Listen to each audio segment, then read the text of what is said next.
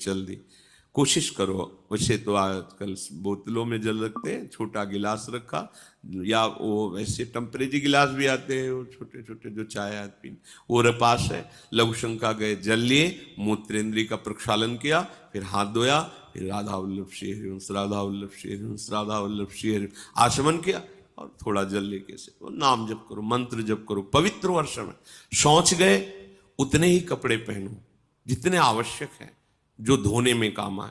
नहीं तो आजकल बाथरूम की व्यवस्था है, दरवाजा बंद, आप अगर बार बार कभी शौच लगे तो कमर से स्नान कर ले, यहां से हाथ धो लिए, और हर छिद्र में जल, आंख में, कान में ऐसे जल ले करके, नाक में ऐसे, और कुल्ला करके पवित्र हुए, बाहर निकले, रज लगाया, तिलक लगाया, आप भगवत स्वरूप हैं, पवित्र हैं। ये जो मनमानी आसुरी भाव नहीं है, फिर बुद्धि भ्रष्ट हो जाएगी, समझ में ही हमारी बात नहीं आएगी। बात समझ लेना, अगर आपका शरीर पवित्र नहीं है, वाणी पवित्र नहीं है, मन पवित्र नहीं, तो उपासना किस बात की हो रही? बोले दिखावे की क्या जरूरत है? ये सब बहिर्मुख लोगों के वचन। तस्मात् शास्त्रम प्रमाणम, शास्त्र आज्ञा कर रहा है। कई बार मन को समझाना पड़ता है, जैसे कोई आप प्रसाद दे दें, मुख में डाल लिया, और जहां मंत्र चलाने की कोशिश करो तो पहले अंदर से अभ्यास आता है, झूठा है, नहीं नहीं, ये तो प्रसाद श्री जी का लिया है, ऐसा रज हर समय पास, जरा सा ऐसे, जरा सा एक कण भी दांत में लगा कि रज गई। अब आप मंत्र जप कर सकते हो, अगर पानी की व्यवस्था, आचमन नहीं, रज। आपको ऐसा लगता है कि जल की व्यवस्था नहीं, तो आप कहा है, आप एक झोली रखिए जिसमें चरणामृत है, रज है, आप उपासक हैं, तो आप वो रज निकाले, जरा सा ऐसे कर लिया, और हाथ में हो गया, पवित्र हो गए आप। हर उपाय है, पर पवित्र जल से, रज से। वाक शौचम और कर्म शौचम, शरीर पवित्रता, अब कर्म पवित्रता, अब इसमें ज्यादा सावधानी की जरूरत है। हमारा कोई कर्म अपवित्र ना रहे। अपवित्र कर्म होता है धर्म विरुद्धाचरण, कोई ध्यान ही नहीं देता, चाहे जितना हल्ला मचाओ कोई ले, तभी तो संत जन हार करके फिर मौन हो जाते हैं कि चलो नहीं कोई संभलने वाला, लगो, हार गए। बड़े बड़े महापुरुष वर्षों उपदेश देने के बाद जब देखा कोई परिवर्तन नहीं, तब का 1,00,000 नाम जप करके आओ हमारे सामने, तब हम तुम्हारे प्रश्न का उत्तर देंगे।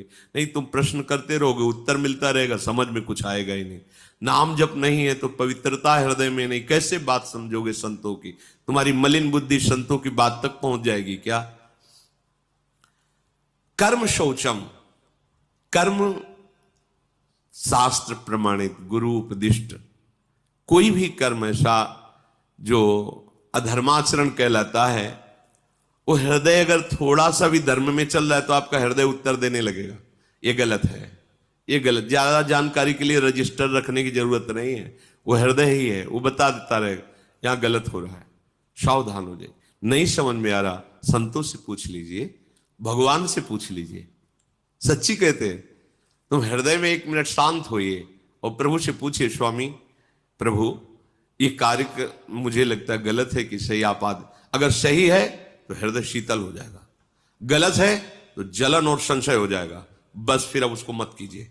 सही कार्य के लिए पहली पहचान है हृदय शीत। मन की बात नहीं हम कह रहे हैं, हृदय में एक शीतलता आ जाएगी। एक जैसे आपका सही प्रश्न का उत्तर आपको समझ में आ गया तो एकदम ऐसे ही हृदय में आ जाएगा, हाँ ठीक है कीजिए, उत्साह आ जाएगा। अगर उसका जलन होने लगे, संशय खड़ा हो जाए, निषेधात्मक अंदर से संकेत हो, बिल्कुल मत कीजिए। वैसे शास्त्र स्वाध्याय नित्य इसीलिए करना चाहिए कि हमें क्या करना है क्या नहीं करना है, इसकी जानकारी हमें शास्त्रों से मिलती है, संतों के वचनों से मिलती है, सत्संग से मिलती है। तो हमारा जब शरीर शुद्ध हो और कर्म शुद्ध हो, तो जो परम शुद्ध आत्म स्वरूप है उसमें आपका अनुभव हो जाएगा, आपका प्रवेश हो जाएगा, अपने स्वरूप में